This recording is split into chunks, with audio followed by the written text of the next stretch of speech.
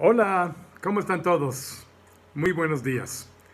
Sean todos bienvenidos nuevamente a este devocional de la Iglesia Bíblica Torre Fuerte correspondiente al martes 31 de agosto del año 2021. Gracias por acompañarnos. Nuestro texto hoy, de acuerdo a nuestro libro devocional Tiempo con Dios, se encuentra en Jueces el capítulo 11, versículos 29 al 40, la segunda parte de la historia del juez Jefté. Es difícil creer que esta triste historia haya sucedido dentro del pueblo de Dios. Jefté fue uno de los jueces que Dios levantó para liberar a su pueblo Israel de la opresión de sus enemigos, en este caso, los amonitas. Los amonitas eran descendientes de una unión incestuosa de una de las hijas de Lot con su padre. El hijo así concebido fue llamado Ben-Amí, que significa el hijo de Amón, el cual es el padre de los amonitas. Fueron una constante amenaza desde los tiempos de la conquista hasta eventualmente los tiempos del rey David y un poco después, pero David fue el que los conquistó en una manera más fuerte para que no reaparecieran tanto para amenazar a Israel después. Jefté, este juez, de acuerdo a esta historia que se encuentra en Jueces 11, 29 a 40, hizo imprudentemente, incorrectamente, un voto de que si Dios le daba la victoria en contra de los amonitas, sacrificaría él la primera persona que saliera a recibirle para darle la bienvenida cuando regresara a casa. Así, dice versículo 30. Y Jefté hizo voto a Jehová diciendo: si entregares a los amonitas en mis manos, cualquiera que saliere de las puertas de mi casa a recibirme, cuando regrese victorioso de los amonitas, será de Jehová y lo ofreceré en holocausto. ¿Qué es un holocausto? Eso es lo que prometió Jefté. Un sacrificio tipo holocausto se hacía como una expresión de una total entrega a Dios. La palabra usada aquí, equivalente a holocausto, quiere decir aquello que va arriba, para arriba, el humo que asciende más bien a Dios. La ofrenda que debía ser, de acuerdo a las Escrituras y Levítico, de ganado vacuno o ovejuno o de aves, el animal era sacrificado después que el que lo ofrecía ponía sus manos sobre él, representando a esa persona, obviamente. Especial cuidado se tenía de limpiar adecuadamente el cuerpo del animal, y todo el animal, excepto la piel, que era dada al sacerdote, o en el caso de una ave, las plumas, se colocaba sobre el altar y era consumido completamente por fuego. Eso es lo que significa holocausto. El énfasis que quiero hacer es que este tipo de sacrificio requería un animal o ave, pero jamás, nunca un ser humano. Era prohibido expresamente, detalladamente, específicamente en las escrituras del Antiguo Testamento, Algunos pueblos dentro de la tierra prometida o alrededor de la tierra prometida tenían esa costumbre, pero Dios se la prohibió abiertamente, directamente a su pueblo Israel. Entonces, que haya hecho este tipo de voto un juez que debía de haber conocido la ley de Dios, es increíble. No sé cómo pudo haber sucedido eso. Ahora, no sabemos qué locura entró al corazón de Jefté o en qué estaba pensando cuando hizo ese voto, porque tendría que haber estado, como dije, bien informado, como un juez de Israel, que no se practicaban sacrificios humanos como otros pueblos. Esto es difícil de aceptar, porque Jefté contaba con la bendición de Dios, con el apoyo de Dios.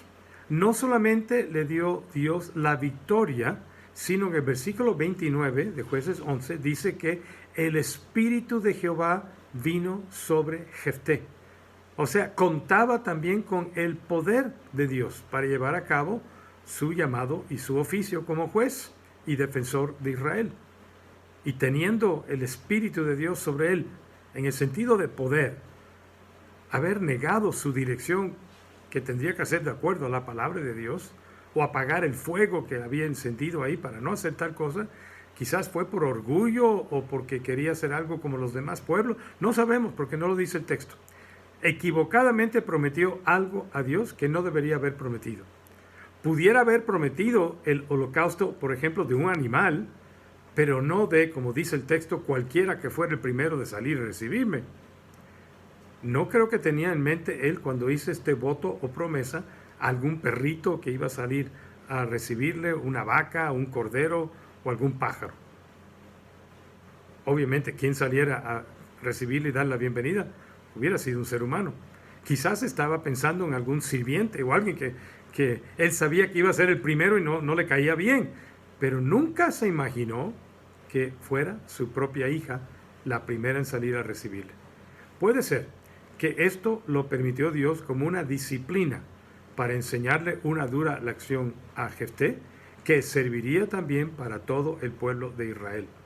Dice el versículo 34. Entonces volvió Jefté a Mizpa, a su casa, y aquí su hija que salía a recibirle con panderos y danzas, ella con júbilo, contenta de que su papá había ganado una gran batalla. Las escrituras dicen que ella era sola, su única hija. No tenía fuerza, fuera de ella, hijo ni hija, o sea que era una virgen, no se había casado. Y cuando vio Jefté que su hija fue la primera persona de salir a recibirle, entendió inmediatamente las implicaciones, porque uno no hace promesas del Señor sin cumplirlas. Y cuando él la vio, dice el versículo 35, rompió sus vestidos. O sea, se terminó todo el júbilo de la victoria, diciendo, ¡ay, hija mía! En verdad me has abatido y tú misma has venido a ser causa de mi dolor, porque le he dado palabra a Jehová y no podré retractarme. Su hija también entendió las implicaciones porque le pidió un último favor a su papá antes de cumplir su voto y ella sacrificada. Versículo 36.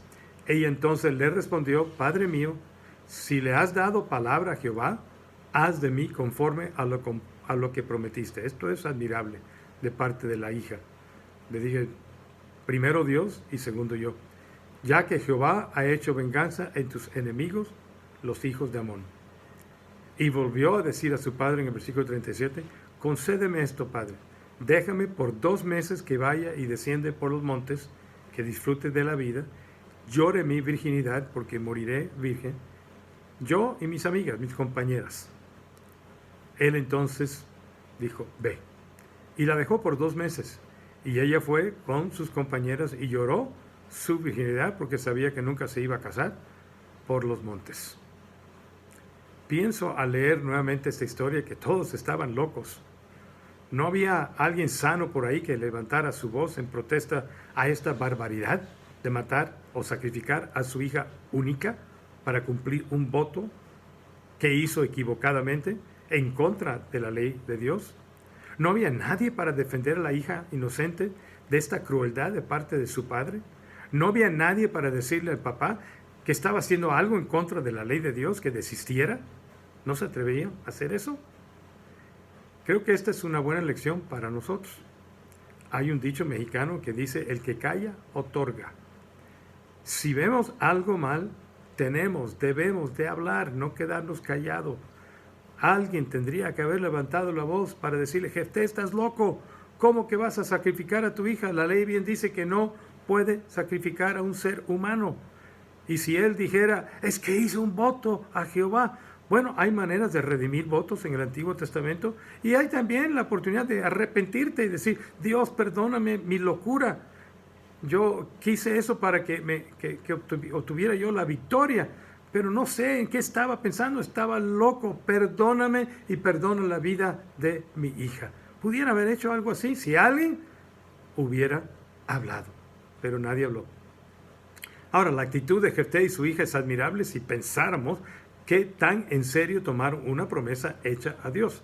Pero, al considerar la naturaleza de esa promesa, sabemos que se hizo en contra de la voluntad de Dios y no trajo honra ni gloria a Dios este sacrificio. Tristemente, nadie habló para parar esto y se llevó a cabo el sacrificio de la hija de Jefté. versículo 39. Pasados los 2 meses volvió a su padre, quien hizo de ella conforme al voto que había hecho. Y ella nunca conoció varón. Murió así. Qué triste. El caso de la hija de Jefté no es alabado en ningún lugar en la Biblia. Siempre enemiga la Biblia de sacrificios humanos. Versículo 40 termina diciendo, así que se hizo costumbre en Israel que las jóvenes israelitas se ausentaron 4 días cada año para lamentar la desgracia de la hija de Jefté, para recordar esta barbaridad, para que no se repitiera. En esa manera, la disciplina dura que tuvo que soportar Jefté serviría como un recordatorio a todos en Israel de esta maldad, generación por generación, para nunca más ofrecerse a un ser humano como sacrificio. Y de acuerdo al Antiguo Testamento, en Israel, a lo menos, nunca hubo un sacrificio humano después de esto. Aprendieron la lección. Es increíble. Pero Jefté es mencionado como uno de los héroes de la fe en Hebreos 11. Cómo Dios nos utiliza a pesar de nuestros pecados, nuestras maldades, nuestras debilidades y nuestros errores. Lo que prometemos a Dios, de acuerdo a las Escrituras, siempre debemos de cumplirlo. Nuestro sí debe de ser sí y nuestro no debe decir no. Pero nunca debemos prometer a Dios algo para ganar su bendición o favor en contra de su voluntad expresada claramente en la Biblia. ¿Cómo que le vas a prometer a Dios algo que no le agrada, algo que Él no aceptaría, algo en contra de su voluntad y pensar que eso le va a agradar? Claro que no. No es una manera de obtener el favor de Dios. Y si llegáramos a cometer este grave error, que Dios nos ayude. Si llegáramos a cometer este grave error, que Dios ponga a alguien en nuestro camino para hablarnos, para detenernos y no permitir que ese error suceda. Que eso también lo haga Dios en sus vidas, para que alguien que ponga a Dios o el mismo Dios intervenga en sus vidas para que no hagan cosas tontas, locas, y se le prometen a Dios algo tonto y loco, que Dios intervenga en su gracia a través de una persona o directamente para pararles de hacer tal locura en contra de su voluntad. Vamos a orar.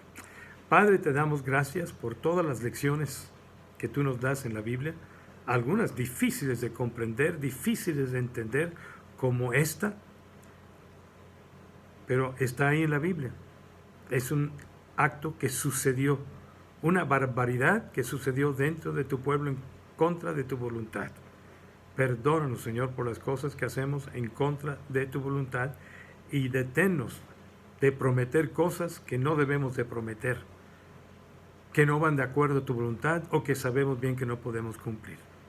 Recibe tú a través de este día, Señor, en nuestras vidas, toda la gloria y toda la alabanza. Te lo pido en el nombre de Jesús. Amén. Si tiene alguien motivo de oración, por favor, háganos saberlo en la página, en un mensaje inbox de la página oficial Facebook de la Iglesia Bíblica Torrefuerte. Recuerda que también tenemos oración cada lunes a las 7 de la noche, 19 horas. Se pone el enlace en la página Facebook de la Iglesia cada lunes por la tarde. A pesar de estar en semáforo rojo, seguimos con cultos presenciales a las 9 de la mañana, 11 y 13 de la tarde, 1 de la tarde. Recuerden, seguimos con el mismo protocolo de siempre, hay que reservar y hay que, obviamente, si está en contagio uno con alguien positivo con COVID o no se siente bien, con un dolor de garganta, cabeza, gripa, catarro, por favor, no venga porque es posible que usted tenga COVID, que no contagie a otra persona. El protocolo de iglesia ha servido bien y no hemos tenido ningún brote, de acuerdo a las estadísticas que llevamos, de COVID-19 dentro de los cultos presenciales, precisamente porque guardamos el protocolo. Así que si quieren venir, lo recibimos con gusto, le damos la bienvenida. Si desean quedarse en casa, no es ningún pecado. También pueden vernos en la transmisión a las 11 de la mañana y posteriormente cuando se sube a YouTube en cualquier horario en nuestro canal YouTube. Nuestra próxima transmisión virtual será mañana, miércoles 1 de septiembre, a las 19 horas con 30 minutos o las 7:30 de la tarde o de noche.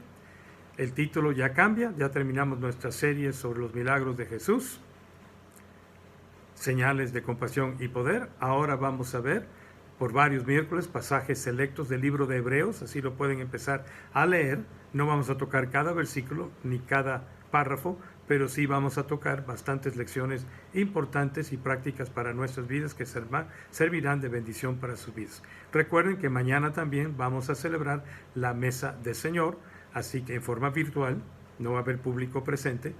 Prepárense en sus casas, por favor, aparten el pan, lo que vayan a usar, el jugo de uva, lo que vayan a usar, para celebrar juntamente con nosotros, aún en una manera virtual, lo vamos a celebrar como familia.